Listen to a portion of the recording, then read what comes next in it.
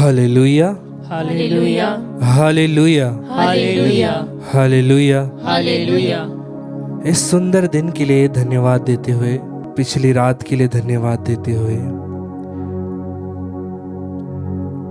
एक अच्छी नींद मिली उसके लिए धन्यवाद दें।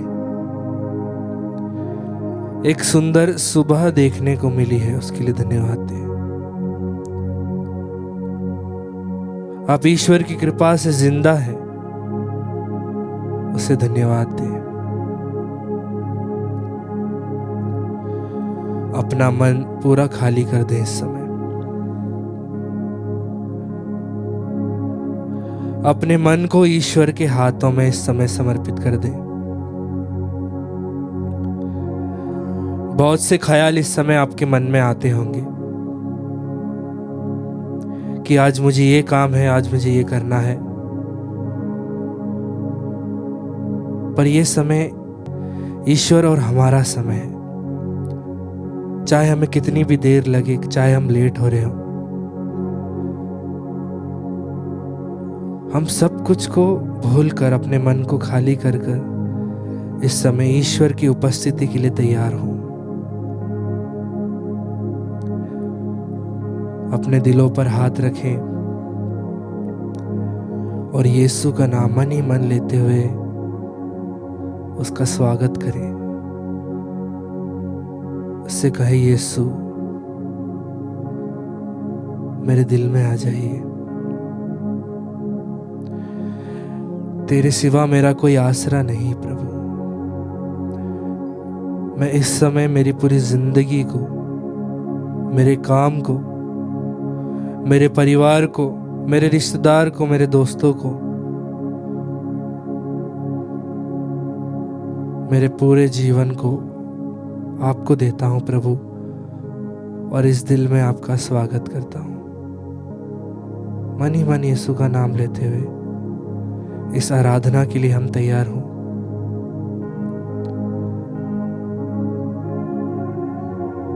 मन में बहुत सी फालतू की बातें आती होंगी, पर जब आप मन ही मन यीशु का नाम लेंगे तो यीशु आपके दिलों में ऐसा बस जाएंगे कि आपको कुछ और याद ही नहीं आएगा। इस समय मन ही मन नाम लेते जाए, यीशु।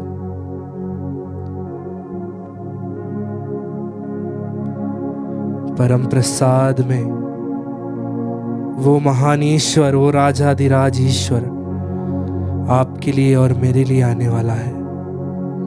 आइए खुद को तैयार करें, उस ईश्वर की ओर देखें और उससे कहिए, मेरे दिल में आ जाइए।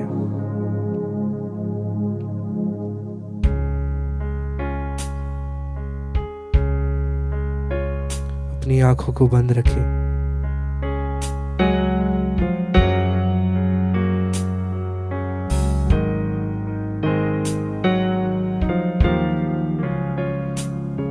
जब यीशु हमारे बीच में आएंगे तो उसे बोलकर कि हे यीशु मेरे दिल में आजा, मेरे परिवार में आजा, हम स्वागत करेंगे। आइए हम अपनी आंखों को खोलते हुए परम प्रसाद में जो यीशु आने वाले हैं उनकी ओर देखते हुए उसका स्वागत करें।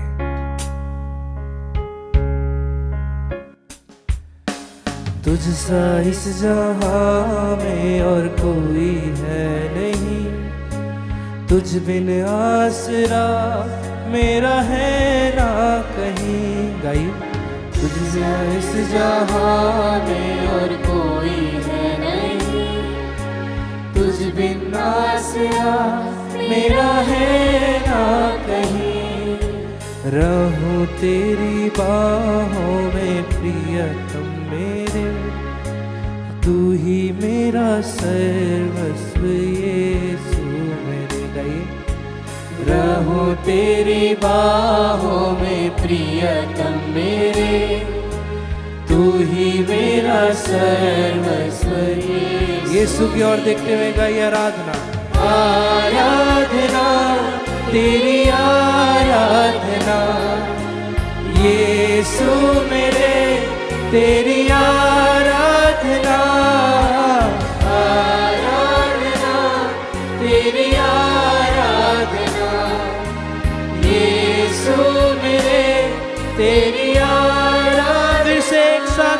आवाज के साथ यीशु का स्वागत करते हुए, अपने दिलों में उसका स्वागत करते हुए तेरी आराधना, आराधना, तेरी आराधना, यीशु मेरे तेरी आराधना।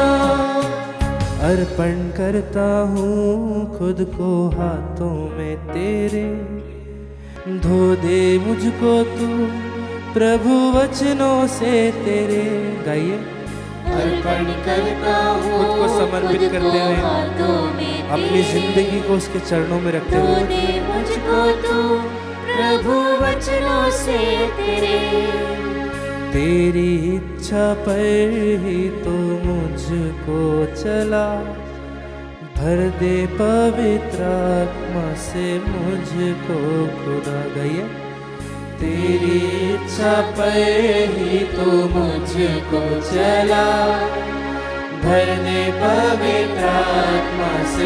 हाथों को उठाते हुए आराधना करते हुए, आराधना, तेरी आराधना, यीशु मेरे तेरी आराधना। बड़ी शक्ति से आराधना, तेरी आराधना, यीशु मेरे तेरी फिर से एक साथ ऊंची आवाज में, आराधना, तेरी आराधना, यीशु मेरे तेरी आराधना, आराधना, तेरी आराधना, यीशु मेरे तेरी आराधना। हालेलुया, हालेलुया, हाले हालेलुया, हालेलुया, हाले हालेलुया, हालेलुया, हाले हालेलुया, हालेलुया, हाले हालेलुया। गाते जाए, हालेलुया, हाले हालेलुया, हालेलुया, हाले हालेलुया, हालेलुया, हाले हालेलुया, हालेलुया, हाले हालेलुया। तो उठाते हुए स्तुति करें, हालेलुया, हालेलुया, हालेलुया, हालेलुया। यीशु तेरी स्तुति आराधना, आराधना। ओ यीशु तेरी महिमा हो, यीशु तेरी प्रशंसा हो, यीशु तेरी महिमा। अपने हाथों को उठाते हुए, अपने दिलों को यीशु को समर्पित करते हुए, पूरी शक्ति से उसका अपने मन में स्वागत करें। पूरे विश्वास के साथ उसे अपने दिलों में बुलाएं। पवित्र आत्मा से भरते हुए यीशु का नाम लेते हुए उसकी स्तुति करें। अपना मुंह खोल के उसकी आराधना करें, आराधना करें। Hallelujah, hallelujah, hallelujah, hallelujah, hallelujah, hallelujah, hallelujah, hallelujah, hallelujah, hallelujah, hallelujah, hallelujah, hallelujah, आराधना, तेरी आराधना, यीशु मेरे तेरी आराधना। गाइए। आराधना, तेरी आराधना,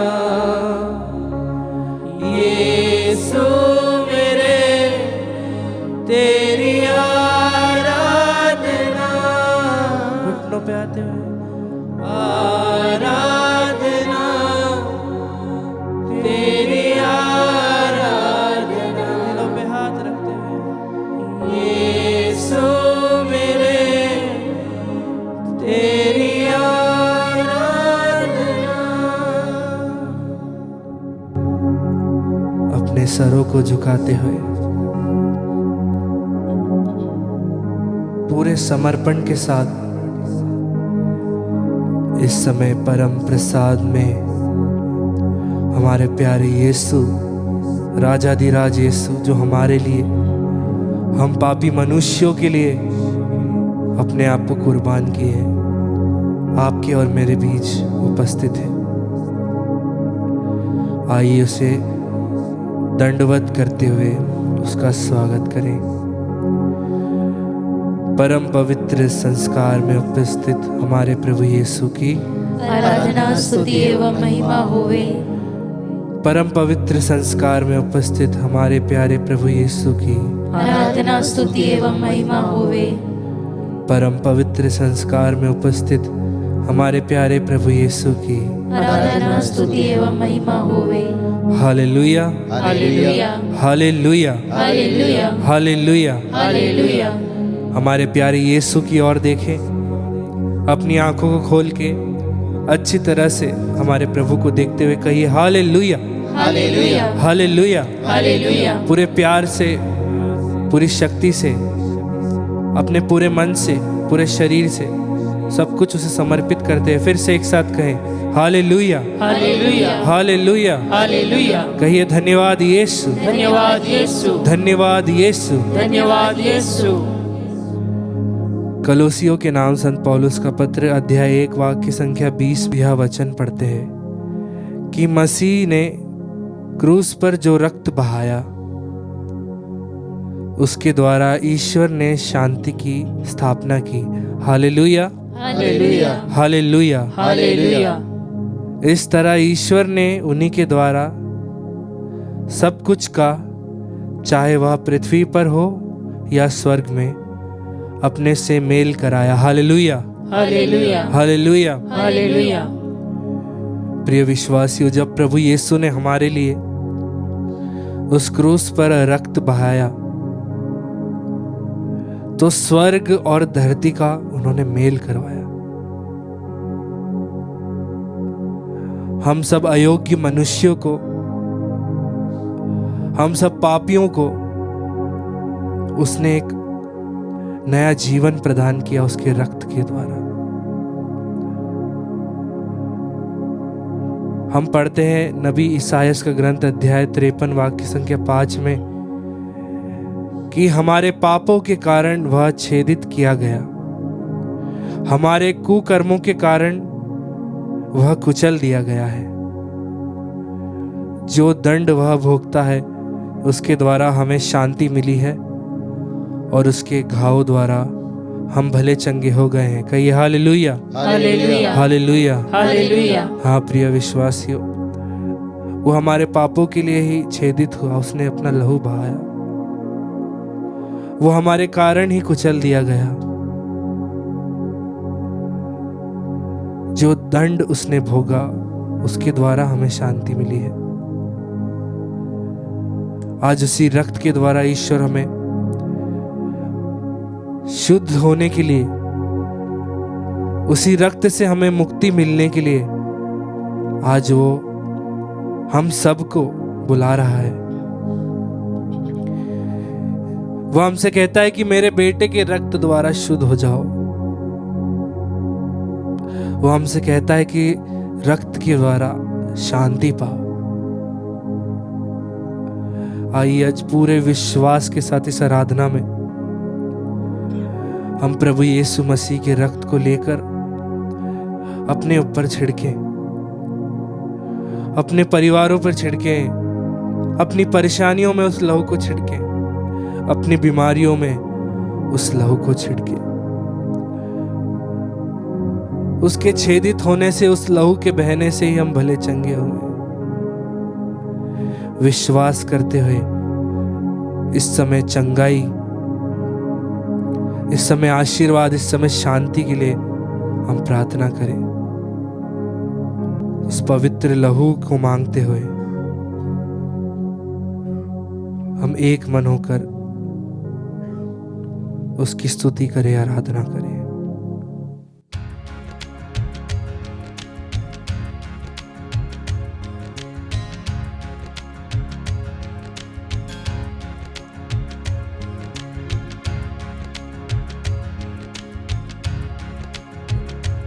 अपने मन ही मन कहते जाइए कि तेरे पवित्र लहू से मुझे धो दे प्रभु, तेरे पवित्र लहू से मुझे छू ले प्रभु।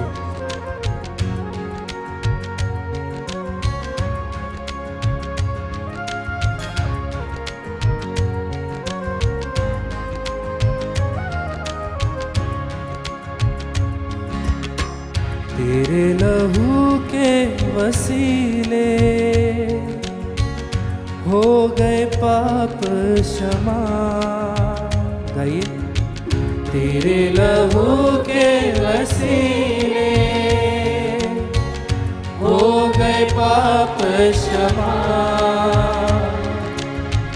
तेरी सलीब से यीशु पा गए रोगी शिफा। गए। तेरी सलीब से यीशु पा गए रोगी शिफा। एक साथ गए। तेरे लहू के वसीले हो गए पाप क्षमा। तेरी सलीब से यीशु पा गए रोगी शिफा। तेरा लहू, तेरा लहू, तेरा लहू, तेरा लहू, तेरा लहू करता है पाप क्षमा। विश्वास के साथ गाए। तेरा लहू करता है पाप क्षमा। तेरे लहू के वसीले, तेरे लहू के वसीले हो गए पाप क्षमा। तेरी सलीब से यीशु पा गए रोगी शिफा। तेरा लहू, तेरा लहू, तेरा लहू, तेरा लहू करता है पाप क्षमा। हड्डियों में जा जो न हो, यीशु का खून मांग ले। विश्वास के साथ गाएं। हड्डियों में जा जो न हो, यीशु का खून मांग ले। दर्द बयां जो न हो, यीशु का खून मांग ले। विश्वास के साथ। दर्द बयां जो न हो, दर्द को देते हुए यीशु का खून मांग ले। दिल को सुकून जो न हो, यीशु का खून मांग ले। शांति के लिए प्रार्थना कर। दिल को सुकून जो न हो, उसकी शांति हमारे दिलों में आए। यीशु का खून मांग ले। बहता लहू, बहता लहू, बहता लहू, बहता लहू, बहता लहू देता है हमको शिफा। गाइए। बहता लहू देता है हमको शिफा। तेरे लहू के वसीले, तेरे लहू के वसीले हो गए पाप क्षमा। तेरी सलीब से यीशु पा गए रोगी शिफा। तेरा लहू, तेरा लहू, तेरा लहू आवाज उठाते हुए। तेरा लहू करता है पाप क्षमा। लहू की कीमत जरा मरियम की ममता से पूछ। लहू की कीमत जरा मरियम की ममता से पूछ। इकलौते बेटे का दाम पाक यहोवा से पूछ। इकलौते बेटे का दाम पाक यहोवा से पूछ। पूरी शिफा का पैगाम काटो और फोड़ो से पूछ। पूरी शिफा का पैगाम काटो और फोड़ो से पूछ। पाक लहू पाक लहू पाक लहू पाक लहू पाक लहू हमको भी देगा जया। पाक लहू हमको भी देगा जया। तेरे लहू के वसीले तेरे लहू के वसीले अपने हाथों को खोलते हुए उसके रक्त को मांगते हुए पाप क्षमा।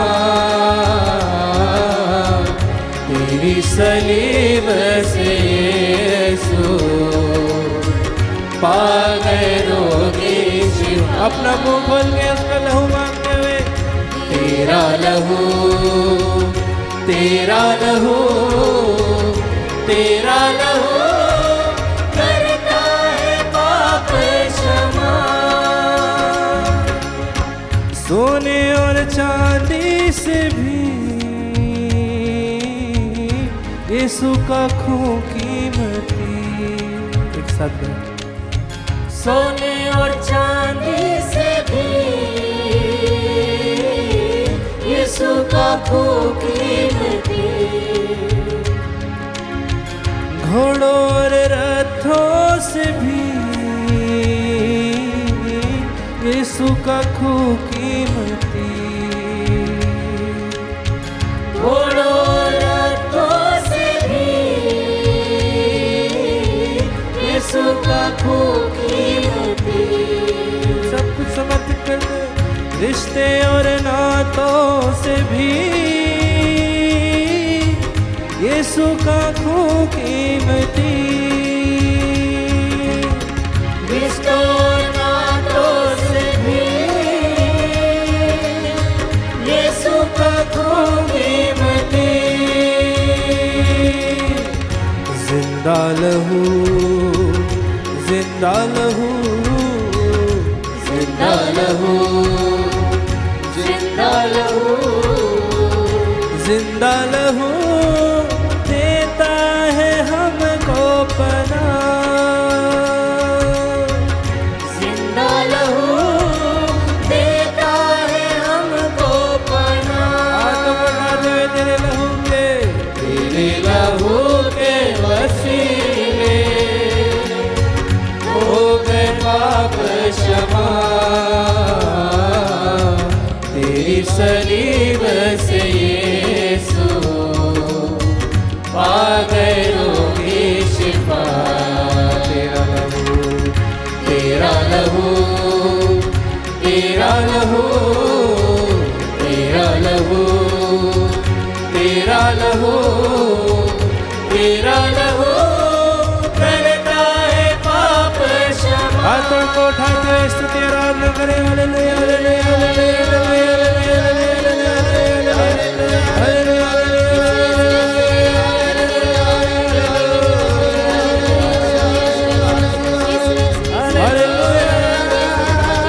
अपना मुंह खोलकर इस समय उसके पवित्र लहू की मांग करें।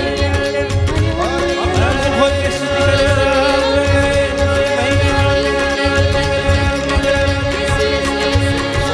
आराधना करें आराधना करते जाए करें। Hallelujah hallelujah hallelujah. यह पवित्र समय उसके पवित्र लहू से शुद्ध होने के लिए अपनी बीमारियों को समर्पित करते हुए उसके पवित्र लहू में अपने जीवन को देते हुए, उसके पवित्र लहू में अपने शरीर को देते हुए, अपने पूरे मन को देते हुए मुझे उसकी स्तुति करें, आराधना करें।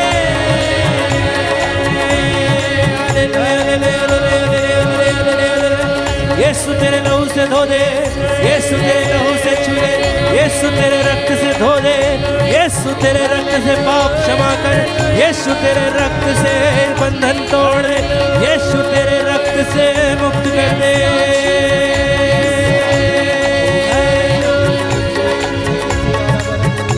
आइए ताली बजाते हुए, जामे शिफा बन जाता लहू, जामे शिफा बन जाता लहू। आइए ताली बजाते हुए गाएं, अपनी नजात दिलाता लहू, अपनी नजात दिलाता लहू। यीशु खुदा है बताता लहू, यीशु खुदा है बताता लहू। बदरूह मारे भगाता लहू, बदरूह मारे भगाता लहू। मुर्दों को जान दिलाता लहू, मुर्दों को जान दिलाता लहू। अंधों को दृष्टि दिलाता लहू, अंधों को दृष्टि दिलाता लहू। जामे शिफा बन जाता लहू, जामे शिफा बन जाता लहू। पाक यहोवा मिलाता लहू, पाक यहोवा मिलाता लहू। बंधन तोड़ दिखाता लहू, बंधन तोड़ दिखाता लहू। पापों की कीमत चुकाता लहू, पापों की कीमत चुकाता लहू। कितने ही रोग मिटाता लहू, कितने ही रोग मिटाता लहू। पापी को रास्त बनाता लहू, पापी को रास्त बनाता लहू। गिरतों को फिर से उठाता लहू, गिरतों को फिर से उठाता लहू। बल्ले की हम भी सुनाता लहू, बल्ले की हम भी सुनाता लहू। यीशु सही माँ दिलाता लहू, यीशु सही माँ दिलाता लहू। फतह सलीब ले आता लहू, फतह सलीब ले आता विश्वास के साथ कैंसर को जड़ से मिटाता लहू, कैंसर को जड़ से मिटाता लहू। कीमा को ताजा बनाता लहू, बीमा को ताजा बनाता लहू। लंगड़े को चलना सिखाता लहू, लंगड़े को चलना सिखाता लहू। लंगड़े को चलना सिखाता लहू। लंगड़े को चलना सिखाता ताली बजाते हुए, यीशु की फितरत दिलाता लहू, यीशु की फितरत दिलाता लहू। कुदरत से भरता जाता लहू, कुदरत से भरता जाता लहू। रूहे कुदस से मिलाता लहू, रूहे कुदस से मिलाता लहू। दूतों को हरकत में लाता लहू, दूतों को हरकत में लाता लहू। दूतों को हरकत में लाता लहू, दूतों को हरकत में लाता लहू। दूतों को हरकत में लाता लहू, दूतों को हरकत में लाता लहू। लहू लहू लहू लहू। पूरे विश्वास के साथ यीशु का लहू मांगते लहू लहू नमो खोलते उसके लहू को मांगते लहू लहू। फिर से एक साथ पूरी ऊंची आवाज में लहू लहू। यीशु का लहू, यीशु का लहू। बेदाम लहू, बेदाग लहू। बेऐब लहू, बेऐब लहू। बेपाक लहू, बेपाक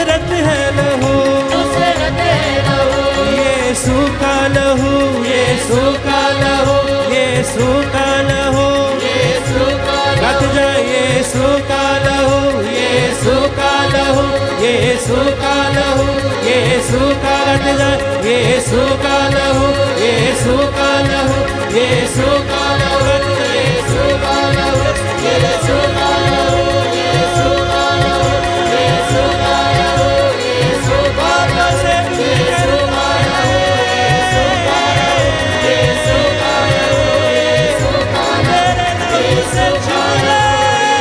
का लहू, यीशु का लहू,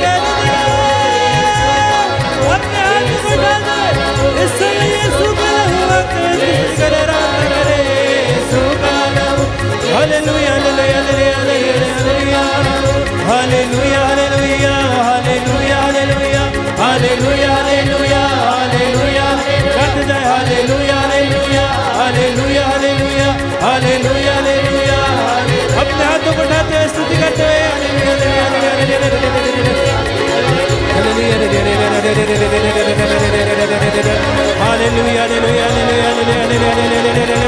यीशु का नाम इस समय छू रहा है, यीशु का नाम बंधन तोड़ रहा है, यीशु का नाम हमारे दिलों में आ रहा है, हमारे परिवारों को छू रहा है, हमारी परेशानियों में आ रहा है, हमारे बंधनों को तोड़ रहा है, हमारे दुखों को हटा रहा है। उसकी स्तुति करें यीशु का लहू, यीशु का लहू, यीशु का लहू, यीशु का लहू, यीशु का लहू, यीशु का लहू, यीशु का लहू।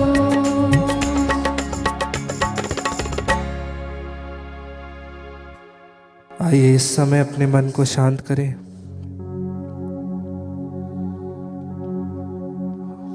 उसके लहू से जो उसने आपको शुद्ध किया है, उसके लहू से जो उसने धो के आपको चंगा किया है, उसके लहू से उसने आपकी पूरी जिंदगी को बदल दिया है। उस जिंदा लहू ने आपकी और मेरी जिंदगी को बदल दिया है। आइए अपने मन को तैयार करें, उस लहू से अपने मन को धोइए, ताकि इस समय जो वचन हम सुनेंगे, इस समय जो वचन ईश्वर हमसे कहना चाहता है, उस लहू से हमारे हृदय को धुलने के लिए प्रार्थना करें, ताकि हम जो भी सुने वो हमारे जिंदगी को उलट पुलट कर दे।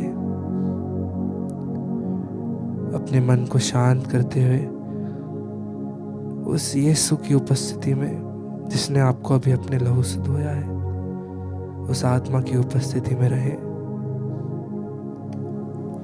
क्रिस में प्रिय विश्वासी भाई और बहनों, हमने प्रभु की स्तुति आराधना में भाग लिया है, अपने आप को तैयार किया है। भाई अखिल को धन्यवाद देता हूं, उन्होंने बड़े प्रभावी तरीके से हमें प्रभु के अनुग्रह में बढ़ाया है। प्रभु के पवित्र लहू में इतनी शक्ति है, इसका एक एहसास दिलाया है। आराधना के दौरान एक वाक्य जो उनके मुंह से निकला, वो हमें उस पर गौर करना है कि उनके शब्दों को सुनने से हमारे जीवन में उथल पुथल होना है। और इसी भाव को मैं आज की आराधना में आपके साथ में बांटना चाहूँगा कि सच्चा पश्चाताप करके हमें ईश्वर की ओर लौट कर आना है। और इसीलिए आज अगर आपको प्रभु ने बुलाया है तो आइए हम प्रभु के पास में सच्चे दिल से आए।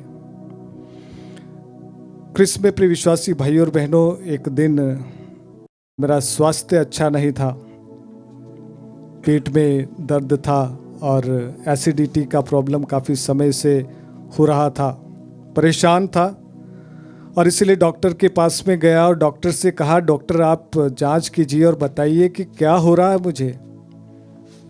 और कई प्रकार की उधेड़ बुन मेरे मन में चल रही थी, उथल पुथल चल रही थी, कहीं ये तो नहीं है, कहीं ये तो नहीं है, कहीं ये बीमारी तो नहीं। और डॉक्टर से कहा, डॉक्टर आप जांच करके बताइए कि कहीं मुझे ये तो नहीं हुआ है, कहीं ये तो बीमारी नहीं है। और इसीलिए क्रिस में प्रिय विश्वासी भाइयों बहनों, एक प्रश्न जो आपके और मेरे मन में समय समय पर उठता रहता है और उठेगा, वो ये है कि क्या ईश्वर ने मुझे त्याग दिया है? क्या ईश्वर ने मुझे छोड़ दिया है? क्या ईश्वर ने मेरा परित्याग कर दिया है? और ये प्रश्न तभी हमारे मन में आता है जब हम रुक जाते हैं।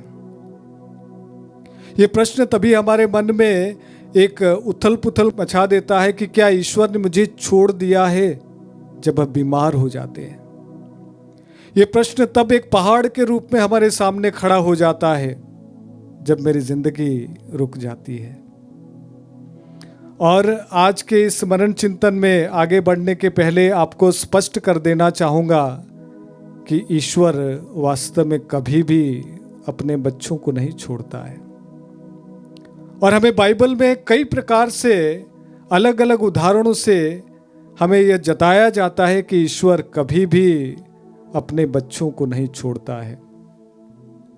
होशेया के ग्रंथ में हम पढ़ेंगे, अध्याय 11 पद 8 में पढ़ेंगे कि किस प्रकार से हमें जताया जाता है कि ईश्वर अपने बच्चों को कभी नहीं छोड़ेगा।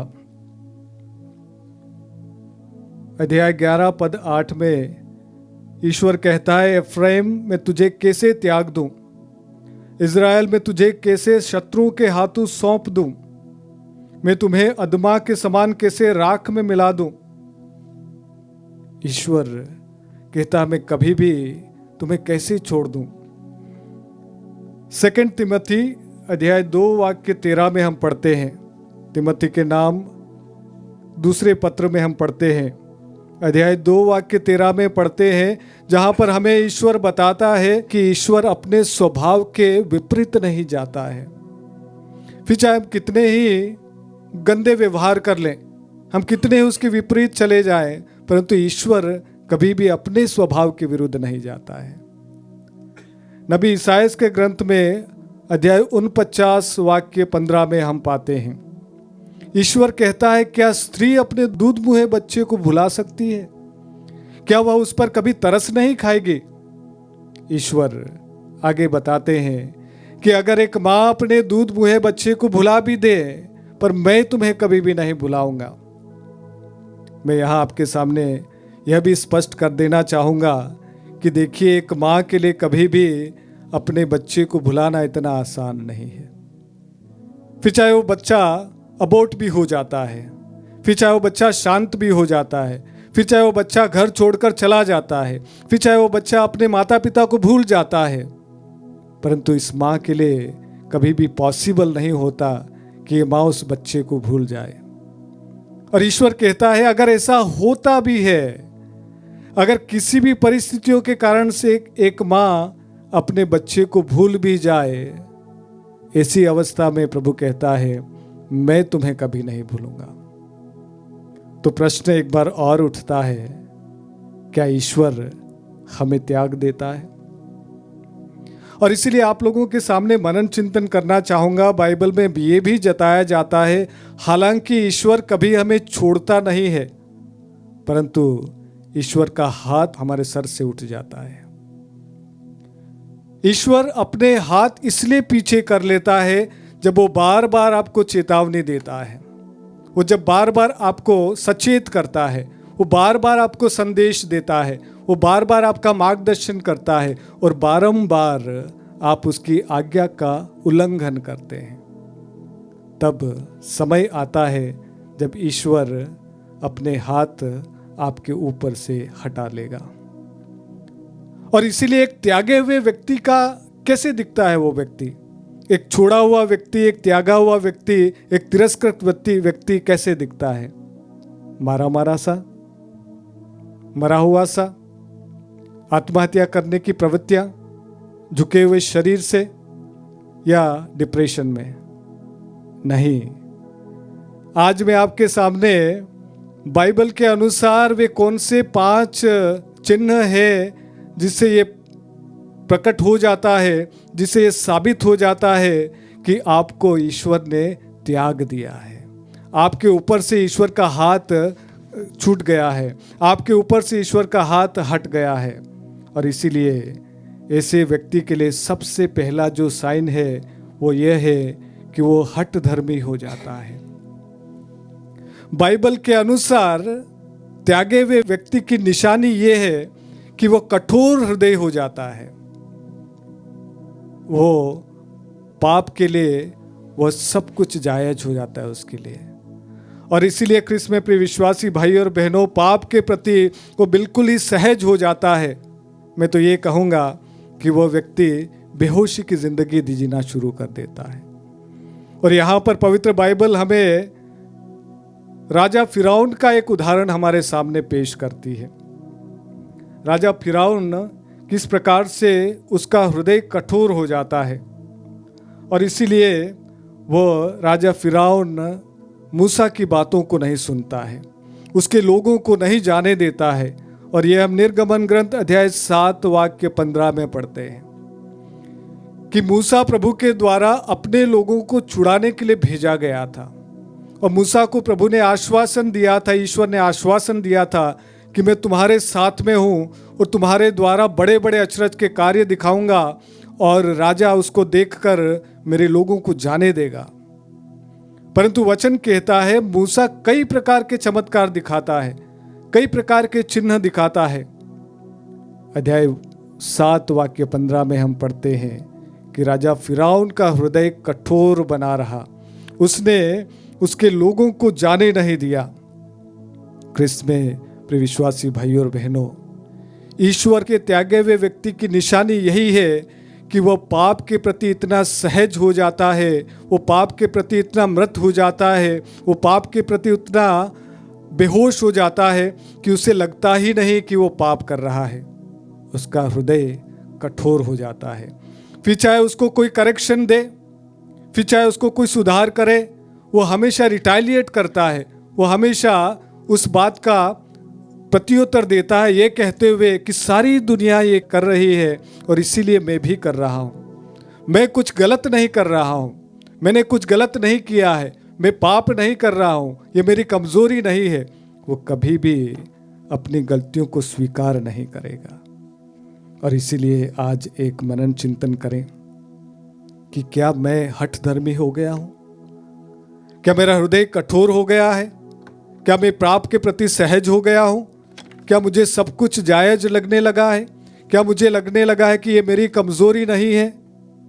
तब सचेत हो जाइए, कहीं ऐसा तो नहीं कि ईश्वर ने मुझे छोड़ दिया है। प्रिय भाइयों और बहनों, दूसरा चिन्ह यही है, ईश्वर के त्यागे हुए व्यक्ति का चिन्ह यह है कि ईश्वर उस व्यक्ति को अपने हाल पर छोड़ देता है। ईश्वर उस व्यक्ति को अपने हाल पर छोड़ देता है। दूसरे शब्दों में अगर मैं कहूं, ईश्वर उस व्यक्ति को उस दलदल में फंसने देता है जिस गलत रास्ते में वो चलता है। ये इसलिए नहीं होता है कि ईश्वर उस व्यक्ति की बर्बादी चाहता है, ये इसलिए होता है कि वो व्यक्ति बार बार ईश्वर की आज्ञा का उल्लंघन करता है। उसको चेतावनी मिलती है, उसको निर्देश मिलते हैं, उसको शिक्षा मिलती है, वो उस शिक्षा को पालन नहीं करता है।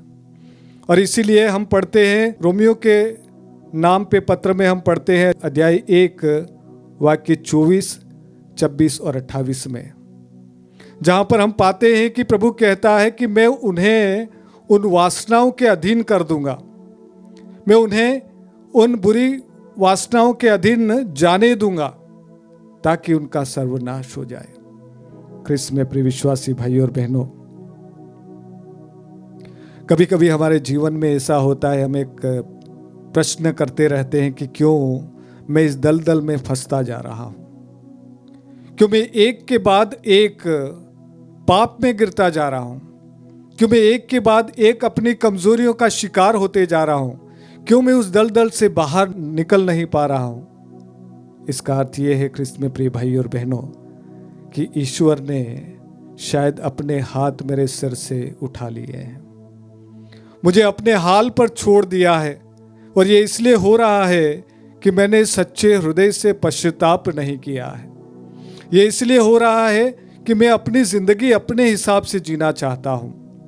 और इसलिए अगर आपके जीवन में कुछ ऐसा हो रहा है कि आप पापों के दलदल में धंसते जा रहे हैं, आपके ऊपर एक एक करते हुए कई प्रकार के एडिक्शंस, लत आप पर हावी होते जा रहे हैं, आपकी संगति ऐसे बढ़ती जा रही है कि वो आपको वही काम करने के लिए उकसा रहे हैं जो आपकी एक प्रवृत्ति बनती जा रही है।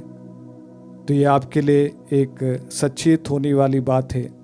कहीं ईश्वर ने आपको छोड़ तो नहीं दिया है, कहीं ईश्वर ने आपको त्याग तो नहीं दिया है। और इसलिए आज इस आराधना में, आज जब हम 40वें काल में है, ये प्रार्थना करना बहुत ज़रूरी है कि हे ईश्वर, मुझे अपने हाल पर मत छोड़िएगा। हे ईश्वर, मैं तेरी ओर लौट कर आना चाहता हूँ। मुझे उस पापों के दलदल में धंसने ना देना, मुझे इस पापों के गर्त में फंसने ना देना, मुझे उस शैतान के चंगुल में फंसने ना देना जहाँ से मैं फिर कभी लौट कर नहीं आऊँ। प्रिय भाई और बहनों, त्यागे हुए व्यक्ति की तीसरी निशानी कौन सी है? बाइबल के अनुसार त्यागे हुए व्यक्ति की तीसरी निशानी है वह ईश्वर के मार्गदर्शन और निर्देश की अनुपस्थिति पाता है। वह जब कभी भी कुछ निर्णय लेता है, जब कभी भी मार्गदर्शन खोजता है, उसको पाता है कि ऐसी अवस्था में ईश्वर वहां पर उपस्थित नहीं है। हम पढ़ते हैं ईसाया नबी के ग्रंथ में अध्याय 1 वाक्य 15 में पढ़ते हैं, जहां पर ईश्वर अपने लोगों से कहता है, जब तुम अपने हाथ फैलाओगे तो मैं तुम्हारी ओर से मेरी नजरें हटा लूंगा। ईश्वर कहता है, जब तुम मेरी ओर अपने हाथ फैलाओगे प्रार्थना में, ईश्वर कहता है मैं वहां से अपनी नजरें तुम्हारी ओर से फेर लूंगा।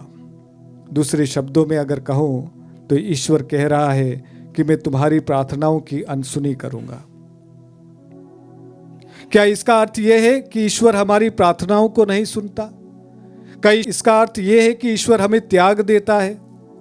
इसका अर्थ यह है कि ईश्वर बार बार आपको सचेत करता है कि तुम्हारे रास्ते बदलो। उसके बावजूद भी अगर आप उसी रास्ते पर चलेंगे और अपने पापमय हाथों को ऊपर उठाते हुए ईश्वर से कहेंगे कि हे ईश्वर, तू मुझे आशीर्वाद दे, ईश्वर कहता है मैं तुम्हारी ओर से अपने मुंह को फेर लूंगा।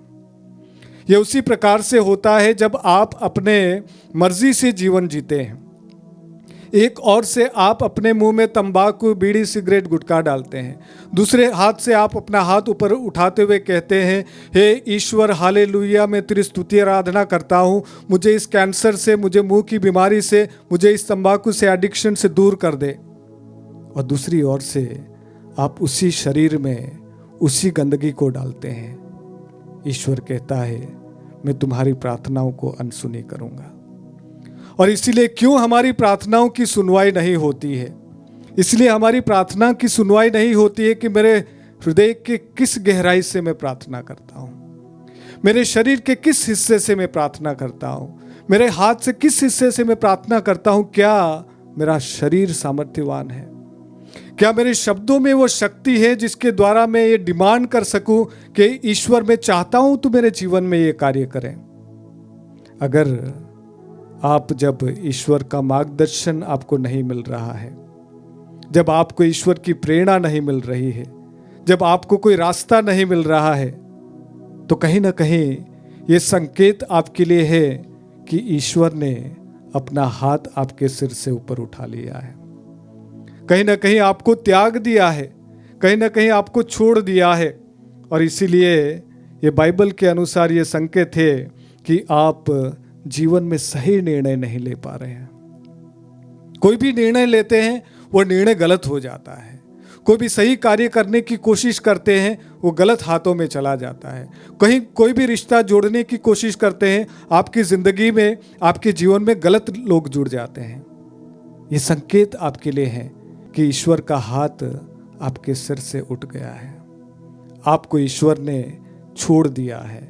और इसीलिए आज जब हम 40वें काल में हैं, एक शिद्दत के साथ में, उम्मीद के साथ में, पश्चातापी हृदय से प्रार्थना करना बहुत ज़रूरी है कि हे ईश्वर, मैं तेरे पास लौट आना चाहता हूँ। हे यीशु, तू मेरे पापों को क्षमा कर दे ताकि मैं पूरे सामर्थ्य के साथ में, पूरे शरीर के साथ में, पूरी पवित्रता के साथ में तेरे साथ में आना चाहता हूँ। सामुएल के पहले ग्रंथ में हम पाते हैं, अध्याय 28 वाक्य 6 में हम पाते हैं कि ईश्वर राजा साउल से कहता है कि मैं तुम्हें तुम्हारी प्रार्थनाओं की सुनवाई नहीं करूंगा। और इसलिए प्रभु चेतावनी देता है कि राजा साउल के जो जिंदगी के जो दाग थे, प्रभु उसकी ओर सचेत करते हुए कहता है, अगर इसी तरीके से तुम चलते रहोगे तो तुम्हारे जीवन पर प्रभु ईश्वर का सामर्थ्य नहीं रहेगा।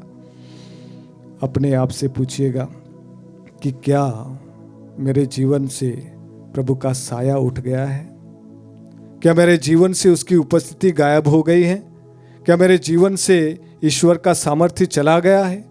अगर ऐसा है तो आज पश्चातापी हृदय से प्रभु के पास में आने की जरूरत है। एक त्यागे हुए व्यक्ति की चौथी निशानी कौन सी है बाइबल के अनुसार? चौथी निशानी ये है कि वह व्यक्ति हमेशा ईश्वर की आज्ञा को ठुकराता रहता है। हर समय, हर पल, हर व्यक्ति को प्रभु की चेतावनी मिलती है, प्रभु का मार्गदर्शन मिलता है, उसकी शिक्षा मिलती है, उसकी प्रेरणा मिलती है। अब अगर जो व्यक्ति हर बार उसकी आज्ञा की अवहेलना करेगा, उसकी आज्ञा को ठुकराएगा, उसकी आज्ञा को मानेगा नहीं, इसका अर्थ यह है कि उसके जीवन से प्रभु की उपस्थिति गायब हो गई है।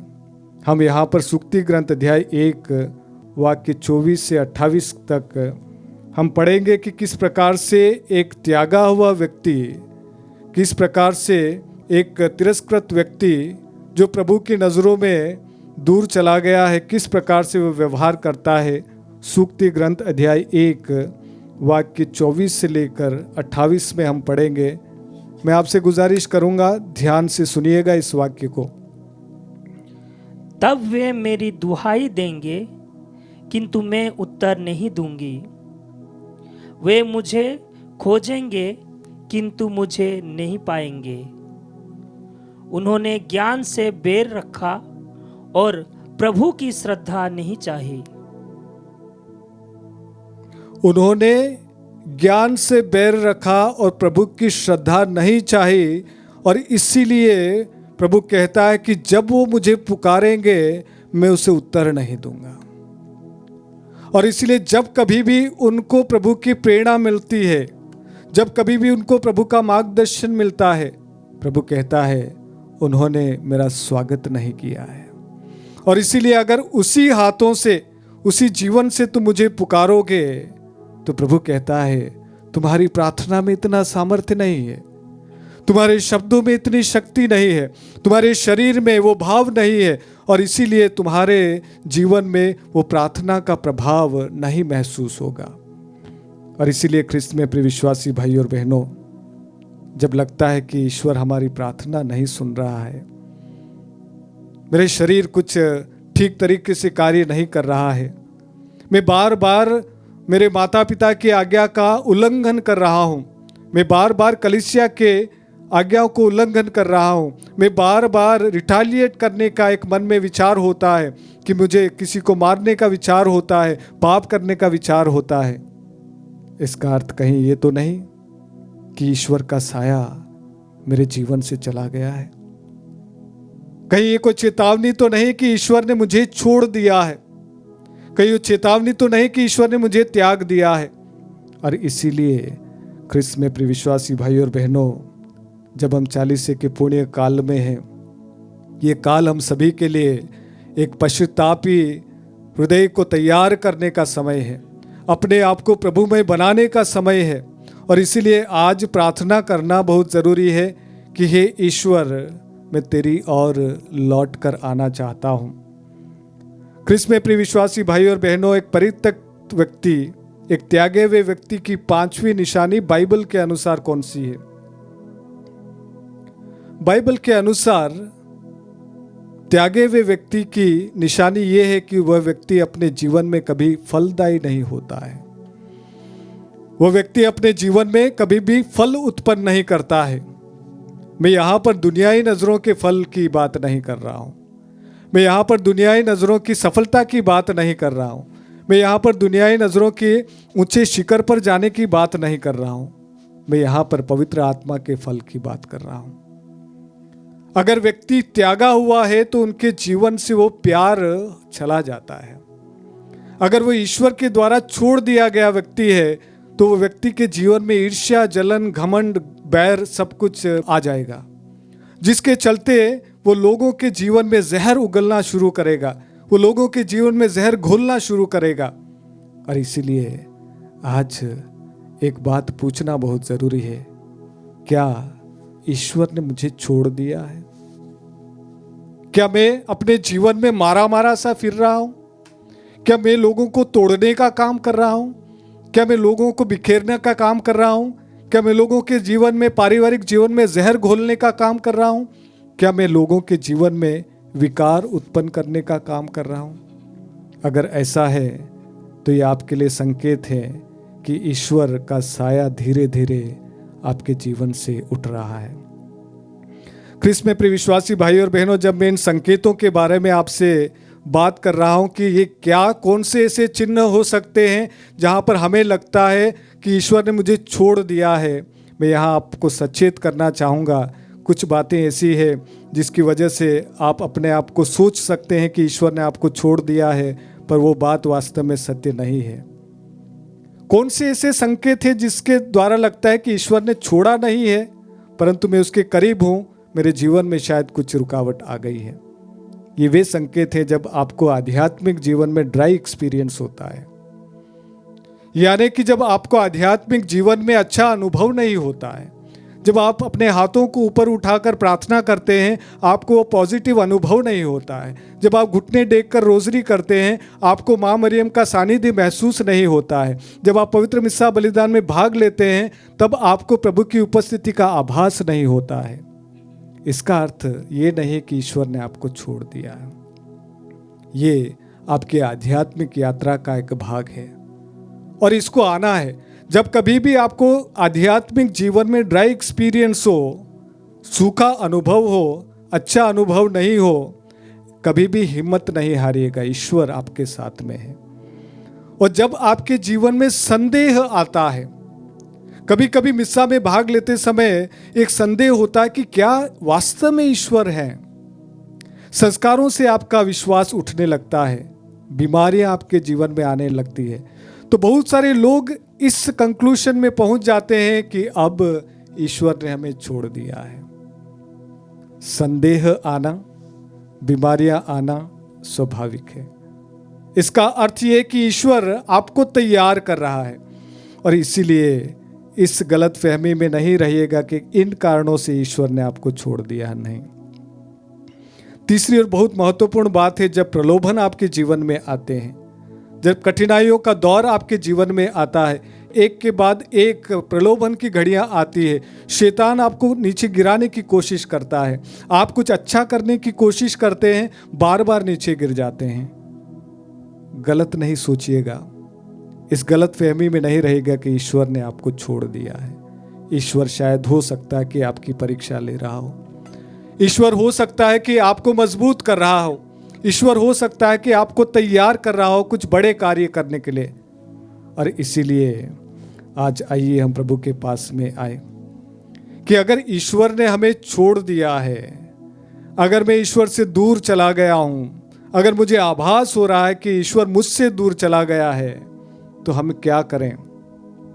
मैं यहाँ पर प्रकाशना ग्रंथ अध्याय 2 वाक्य 4 और 5 में हम पढ़ेंगे कि किस प्रकार प्रभु हमें सचेत करता है, किस प्रकार प्रभु हमसे शिकायत करता है, किस प्रकार प्रभु हमें आगाह करता है कि अगर हम पश्चाताप नहीं करेंगे तो हमारा जीवन क्या होगा। आप ध्यान से पवित्र बाइबल की ये वचन सुने। किंतु मुझे तुमसे शिकायत प्रभु कहता है, मुझे तुमसे शिकायत है कि तुमने अपना पहला धर्मस्थल छोड़ दिया है। प्रभु कहता है, मुझे तुमसे शिकायत है, तुमने अपना पहला प्यार, पहला धर्मोत्साह, पहला जो मेरे साथ में अटैचमेंट था, वो छोड़ दिया है। आगे सुनिएगा ध्यान से। इस पर विचार करो कि तुम कितने ऊंचे स्थान से गिरे हो। इस पर विचार करो, इस पर मनन चिंतन करो, इस पर रिफ्लेक्ट करो कि एक समय तुम्हारा जीवन कैसा था, इस पर विचार करो कि तुम कितने ऊंचे स्थान से गिरे हो। प्रभु कहता है एक समय था जब तुम्हारे परिवार में उसका सामर्थ्य था, एक समय था जब तुम्हारा परिवार हरा भरा था, एक समय था जब परिवार एक साथ मिलकर बैठते थे, एक समय था जब परिवार में पारिवारिक प्रार्थनाएं होती थी, एक समय था जब आपकी कलीसिया हरी भरी थी, एक समय था जब आप एक दूसरे के लिए मार्गदर्शक थे। प्रभु आज पूछ रहा है इस बात पर विचार करो, तुम कौन से ऊंचे स्थान से गिरे हो। आगे का वाक्य हम सभी के लिए सचेत करने वाला वाक्य, ध्यान से सुनिएगा। पश्चाताप करो और पहले जैसा आचरण करो। ये प्रभु का आह्वान है। प्रभु आह्वान कर रहा है, प्रभु पुकार रहा है कि अगर तुमको लग रहा है कि कहीं ना कहीं ईश्वर ने तुम्हें त्याग दिया है, छोड़ दिया है, प्रभु कहता है पश्चाताप करो। पश्चाताप करके सिर्फ बैठने वाली बात नहीं है। ये शब्दों को ध्यान दीजिएगा। राहुल एक बार और पढ़िएगा इस बात को, पश्चाताप करो। पश्चाताप करो और पहले जैसा आचरण करो। अपना हाथ ऊपर उठाइए। Hallelujah, hallelujah. ईश्वर की स्तुति हो, ईश्वर की स्तुति हो। ईश्वर को धन्यवाद, ईश्वर को धन्यवाद। प्रभु कहता है पश्चाताप करो और पहले जैसा आचरण करो, अन्यथा क्या होगा। ये बहुत कठोर शब्द प्रभु कहने वाले हैं। आगे वाक्य को थोड़ा ध्यान से सुन लीजिएगा। नहीं तो मैं तुम्हारे पास आकर तुम्हारा दीपाधर उसके स्थान पर से हटा दूंगा। नहीं तो प्रभु कह रहा है, बार बार सचेत करने के बावजूद, बार बार संदेश देने के बावजूद, बार बार ठोकरें लगने के बावजूद, बार बार तुम्हें सही रास्ते पर लाने के बावजूद, अगर तुमने पश्चाताप नहीं किया, अगर तुमने पहले जैसा आचरण नहीं किया, अगर तुमने पवित्रता का जीवन नहीं जिया, अगर तुमने ख्रिस्ती विश्वास की बुलाहट के अनुसार अपना जीवन नहीं जिया, तो बहुत ही सचेत करने वाली बात प्रभु कहता है, मैं तुम्हारे घर में आऊँगा। जो दिया तुमने जला कर रखा है वो दीपाधार है, जो उजाला देने वाला है, जो प्रकाश देने वाला है, उसी प्रकाश को मैं वहाँ से हटा दूँगा। और रिजल्ट क्या होगा, तुम्हारे जीवन में अंधेरा छा जाएगा, तुम्हारे जीवन में घोर अंधेरा छा जाएगा। और इसीलिए ख्रिस्त में प्रिय विश्वासी भाई और बहनों, आज हम प्रभु के पास में आए हैं सच्चा पश्चाताप करके पहले जैसा आचरण करने के लिए, सच्चा पश्चाताप करके उसकी ओर लौट आने का आज इसीलिए हम आए हैं। और 40 काल हम सभी को अलग अलग तरीके से तैयार करता है। 40 काल हम सभी को अलग अलग तरीके से आह्वान करता है, फिर चाहे दान दक्षिणाएं क्यों ना हो, फिर चाहे उपवास प्रार्थनाएं क्यों ना हो, फिर चाहे हम एक दूसरे के साथ में प्रेमपूर्ण व्यवहार ही क्यों ना हो। ये 40 काल हमें बुलाता है कि ईश्वर की ओर लौटकर आ जाओ, अन्यथा परिणाम बुरे हो सकते हैं। और इस बुरे परिणाम होने की डर से हमें डरना नहीं है, क्योंकि प्रभु ने कहा है, आज हमने आराधना में जिस प्रकार से शुरुआत की कि उसने अपने लहू से हम सभी की मुक्ति की है।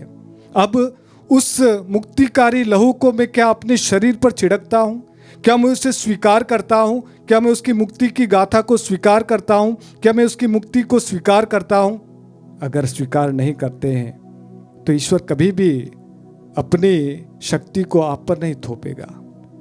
प्रभु आपको स्वतंत्र आज्ञा देता है। प्रभु आपकी स्वतंत्रता क्यों अपने मन में रखता है, और इसीलिए कभी भी प्रभु आप पर अपनी जिम्मेदारी नहीं थोपेगा।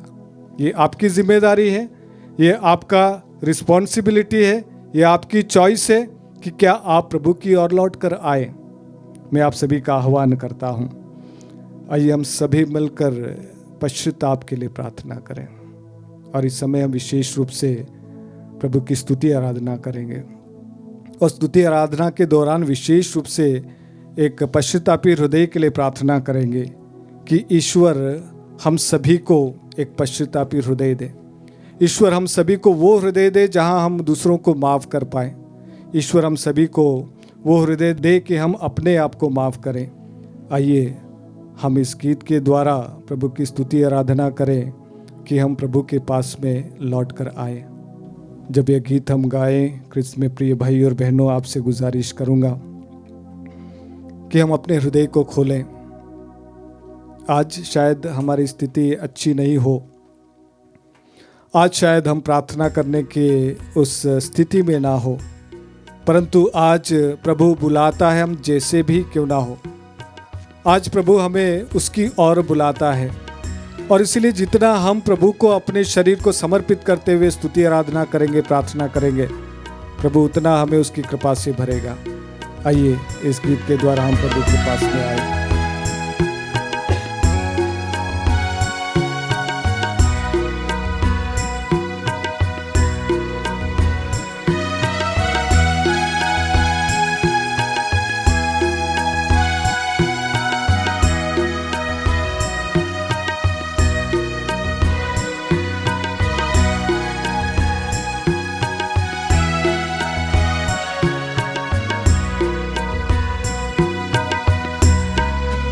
दुनिया की भीड़ में क्यों खो रहा, मिलेगा कुछ भी न फल जो हो रहा। दुनिया की भीड़ में क्यों खो रहा, मिलेगा कुछ भी न फल जो हो रहा। तू आजा घर लौट आ बेटे घर लौट आ, तू आजा घर लौट आ बेटे घर लौट आ। ये ईश्वर हम सभी का इंतजार कर रहा है। ये ईश्वर हमको हमेशा प्यार करता है, फिर चाहे हम उसकी नज़रों से कितने दूर क्यों ना चले जाए। और इसीलिए वो आह्वान कर रहा है कि ये दुनिया की भीड़ है, वो पापों की भीड़ है, वो पापों का रास्ता है, वो तू अपने आप को कितना दूर लेकर जाएगा। मैं आज भी तेरा इंतज़ार कर रहा हूँ। याद कीजिएगा उड़ाऊ पुत्र के उस पिताजी को, जिस दिन से उसका बेटा उसके घर से दूर चला गया, उसने कभी भी उसको त्यागा नहीं, उसको छोड़ा नहीं, उसको दिल की आंखों से हमेशा उसके पीछे पीछे जाता रहा और अपने घर के द्वार पर हमेशा इसी इंतज़ार में रहा कि मेरा बेटा लौट कर आ जाएगा। फिर चाहे कितना ही दूर क्यों ना चला गया हो, चाहे कितना ही पापी क्यों ना हो, कितना ही गंदा क्यों ना हो, ईश्वर हमेशा हमारा इंतज़ार करता है।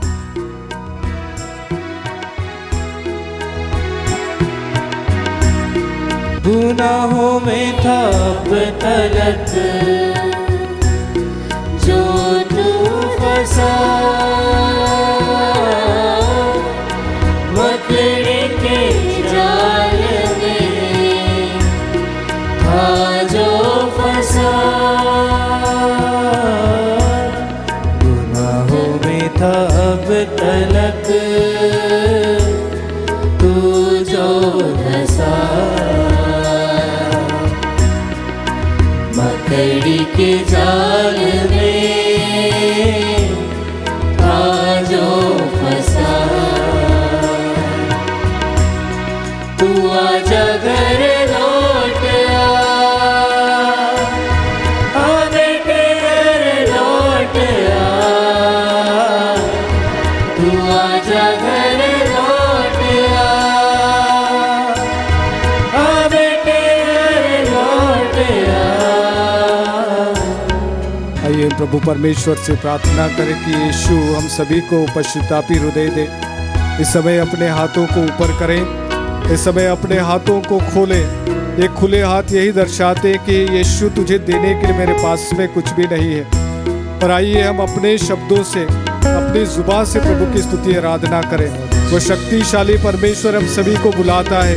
उसने अपने पवित्र लहू से हमारे मुक्ति की है, उसने कलवारी से मुक्ति की गाथा लिखी है। वही यीशु आज हम सभी को बुलाता है कि मैं तुम्हें पापों से मुक्त करने के लिए आया हूँ, मैं तुम्हारी मुक्ति करने के लिए आया हूँ। मैं तुम्हें चंगाई देने के लिए आया हूँ। Hallelujah hallelujah hallelujah. यीशु की स्तुति हो, यीशु को धन्यवाद हो, स्तुति हो, आराधना हो। Hallelujah hallelujah. हे यीशु यीशु यीशु यीशु यीशु यीशु यीशु यीशु। हे यीशु मुझे माफ कर दे। हे यीशु मुझे गुनाहों से माफ कर दे। हे यीशु तू मुझे पवित्र कर दे। हे यीशु तू मुझे पाक कर दे। हे यीशु तू मुझे स्ट्रांग बना दे। हे यीशु तू मुझे मजबूत बना दे। मुझे पवित्र आत्मा के दानों वरदानों से परिपूर्ण कर दे। Hallelujah hallelujah hallelujah hallelujah. ईश्वर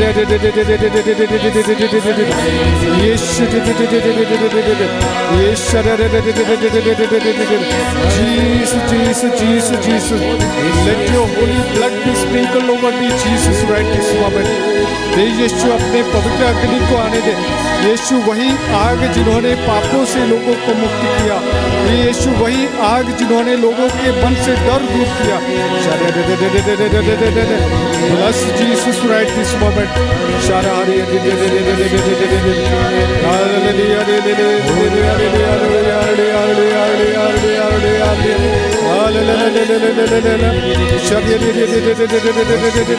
हालेलुया हालेलुया हालेलुया हालेलुया।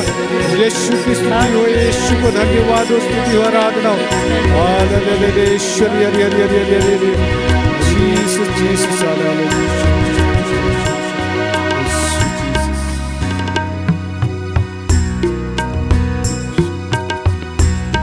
तू आंखें अब खोल कर सब जांच ले, तू सच और झूठ को अब माफ दे। तू आंखें अब खोल कर सब जांच ले, तू सच और झूठ को अब माफ दे। तू आजा घर लौट आ, आने के घर लौट आ। तू आजा घर लौट आ, आने के घर लौट आ।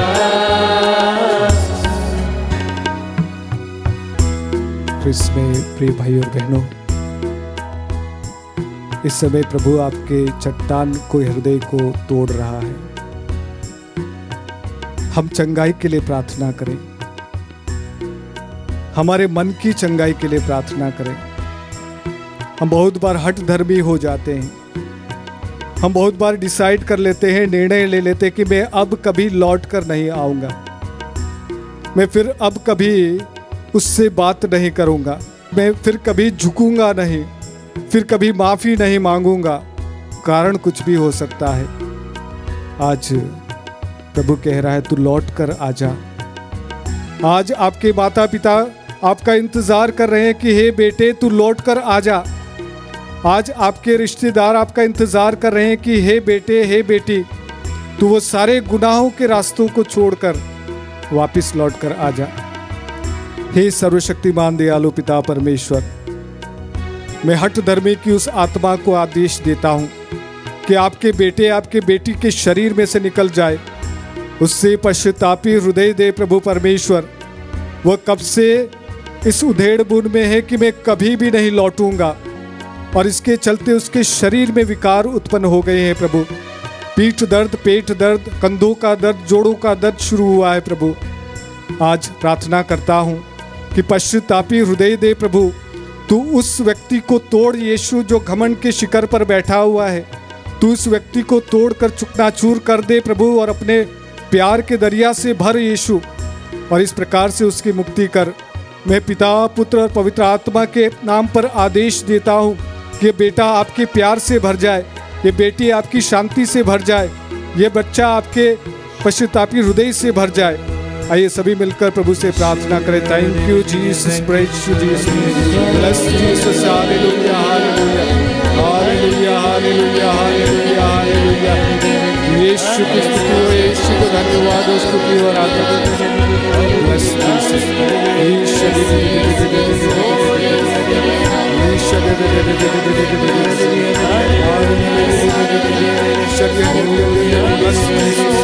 अपने दरिया को बहने दे यीशु, अपने प्यार के दरिया को बहने दे यीशु, वही पवित्र लहू की बूंदों को आने दे यीशु, जिस बूंदों से हमारी मुक्ति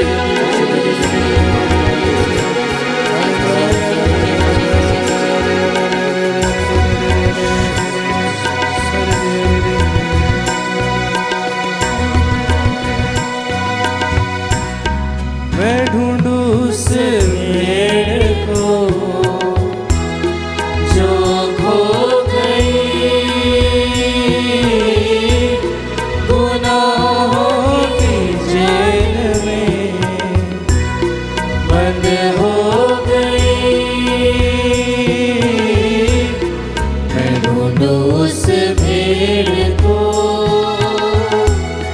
जो खो गई गुनाहों की जेल में बंद हो गई। तू आजा घर लौट आ बेटे घर लौट आ। तू आजा घर लौट आ बेटे घर लौट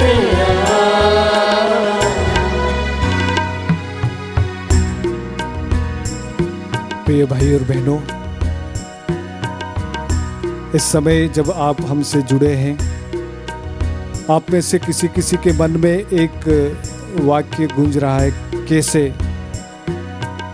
ये शब्द आपके मन में गूंज रहा है, और ये एक ऐसे व्यक्ति के लिए गूंज रहा है जिसको आप माफ करना नहीं चाहते, जो आपके लिए बड़ा डिफिकल्ट व्यक्ति है। शायद उस व्यक्ति ने जिस प्रकार से आपके साथ में व्यवहार किया बहुत बड़ी बात है, और उसको माफ करना आपके लिए बहुत बड़ी बात है।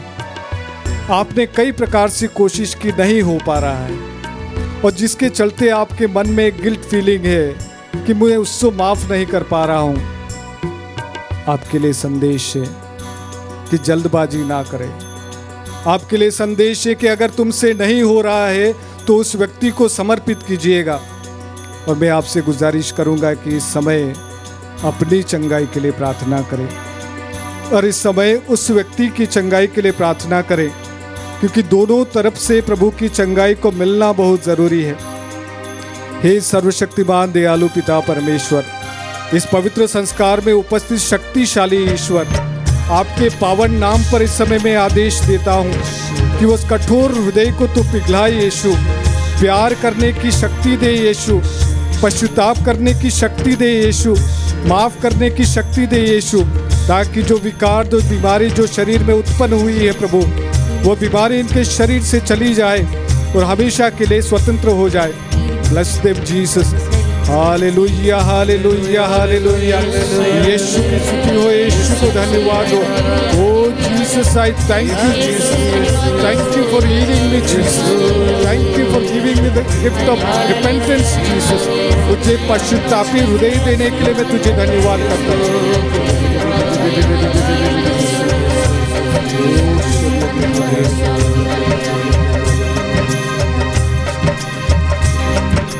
तेरे मार खाने से यीशु मेरी शिफा पाई है, तेरे खून बहाने से मेरी मुझको रिहाई है,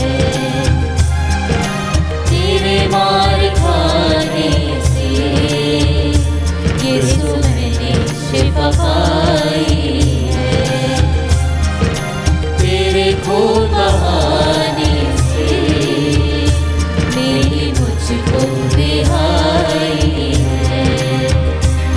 कोई चारागार तुझसा नहीं, कोई राहबर तुझसा नहीं, कोई चारागार तुझसा नहीं, कोई राहबर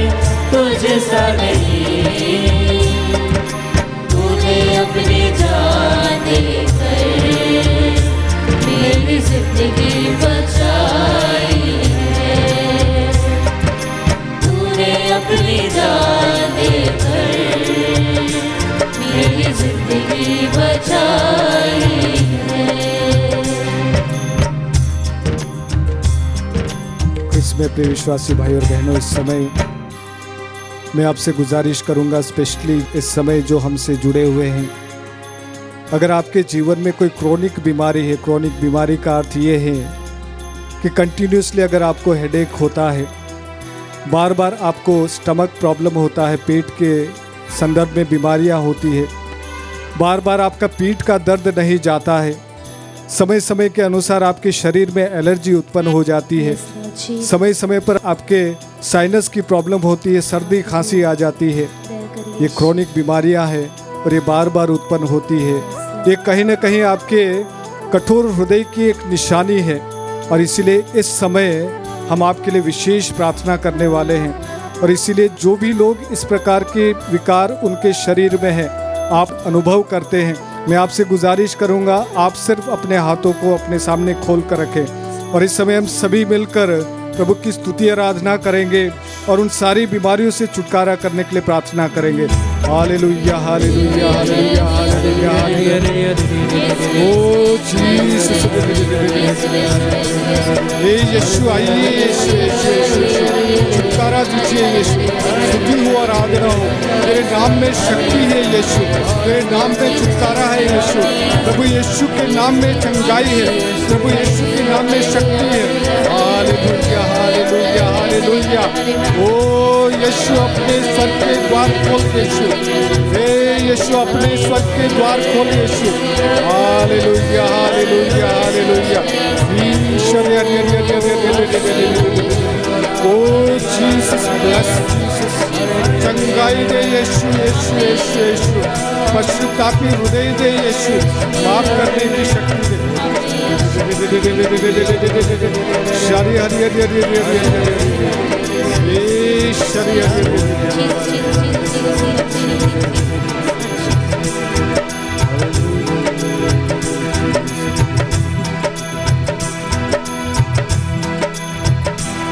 तूने वादा पूरा कर दिया है, तूने मांगों से भर दिया है, तूने वादा पूरा कर दिया है, तूने मांगों से भर दिया है, तूने मेरे कदमों को आसमानी राह दिखाई है, तूने मेरे कदमों को आसमानी राह दिखाई है, तेरे मार खाने से यीशु मैंने शिफा पाई है, तेरे खून बहाने से मेरी मुझको रिहाई है।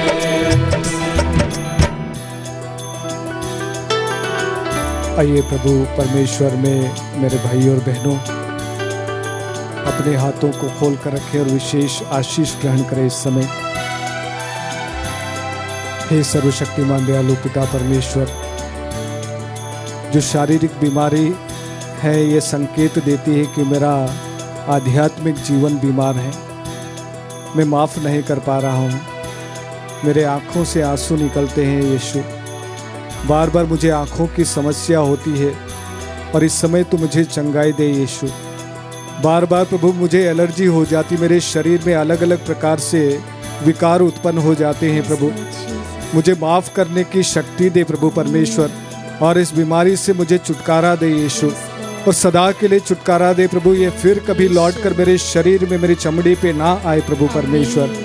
और इसीलिए पिता, पुत्र और पवित्र आत्मा के नाम पर मैं आदेश देता हूँ कि वो साइनस की बीमारी है, जो एलर्जी की बीमारी है, जो आँखों की बीमारी है, आपके शरीर से निकल कर चली जाए और फिर कभी लौट कर नहीं आए। वो पवित्र कलवारी पर दबकर मर जाए और कभी लौट कर नहीं आए, जहाँ से हमारी मुक्ति मिलती है। वो पवित्र लहू से धुल जाए और फिर कभी लौट कर नहीं आए। हे प्रभु परमेश्वर, जो पेट की जो बीमारियां हैं, विशेष रूप से बार बार एसिडिटी की प्रॉब्लम है, बार बार पेट दर्द होने की प्रॉब्लम है, बार बार शरीर दुखने का प्रॉब्लम है, हे प्रभु कहीं ना कहीं मुझे माफ़ नहीं करने का संकेत दे रही है। आज इस समय प्रभु परमेश्वर मुझे शक्ति दे कि मैं पूरी तरीके से उस व्यक्ति को माफ़ कर दूं और इस बीमारी से छुटकारा दूं। हे यीशु, आपके पावन नाम पर मैं आदेश देता हूँ यीशु कि पश्चातापी हृदय दे प्रभु परमेश्वर, और मुझे इस बीमारी से छुटकारा दे यीशु। मैं स्वतंत्र होकर जीवन जी पाऊँ प्रभु परमेश्वर, मैं स्वस्थ होकर जीवन जी पाऊँ प्रभु परमेश्वर। हालेलुया हालेलुया हालेलुया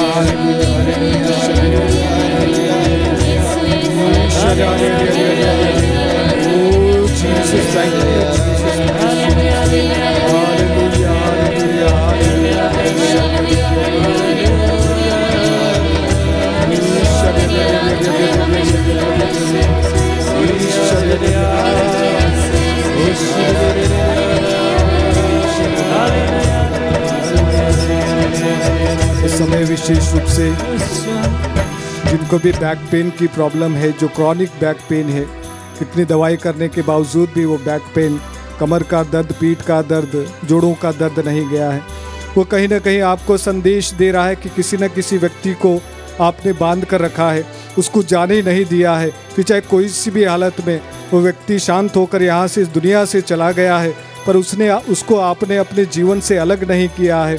और कोई व्यक्ति आपके जीवन से कब से दूर चला गया है, उसको आपने माफ़ नहीं किया है और उसको बांध के रखा है।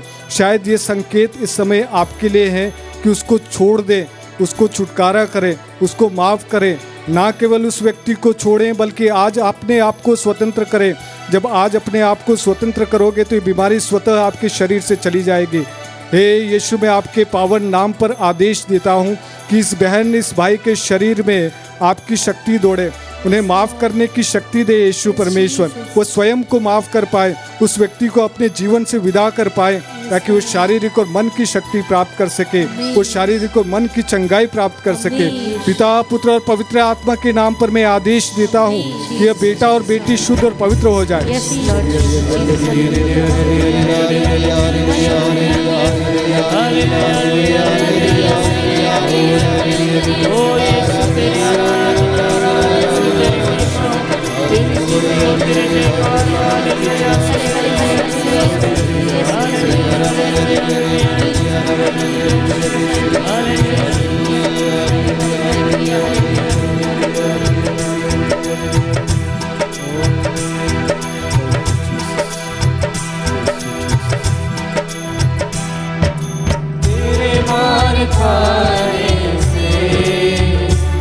यीशु मैंने शिफा पाई है, तेरे खून बहाने से मेरी मुझको रिहाई है, तेरे मार खाने से यीशु मैंने शिफा पाई है, तेरे खून बहाने मेरी मुझको रिहाई है। आइए प्रिय भाई और बहनों, हम इस समय प्रभु को धन्यवाद दें। प्रभु ने हम सभी को स्पर्श किया है, प्रभु ने चंगा किया है।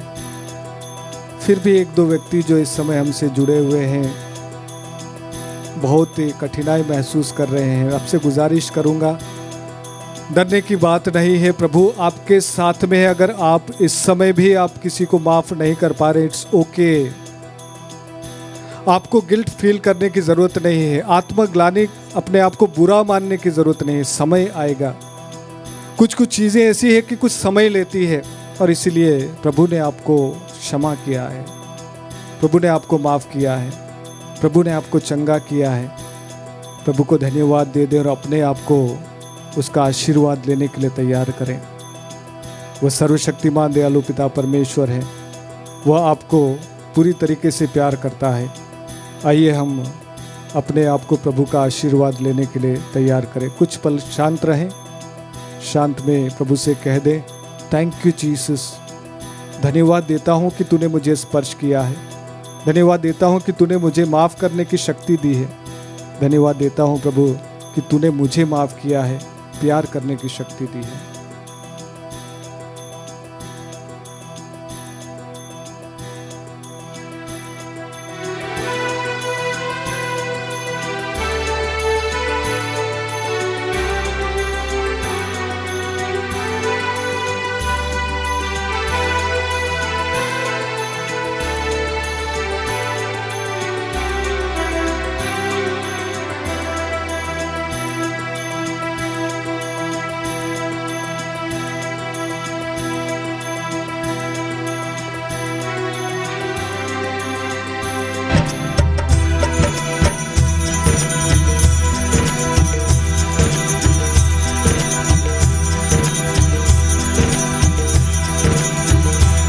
तेरी आराधना हो, तेरी आराधना, तेरी आराधना हे यीशु।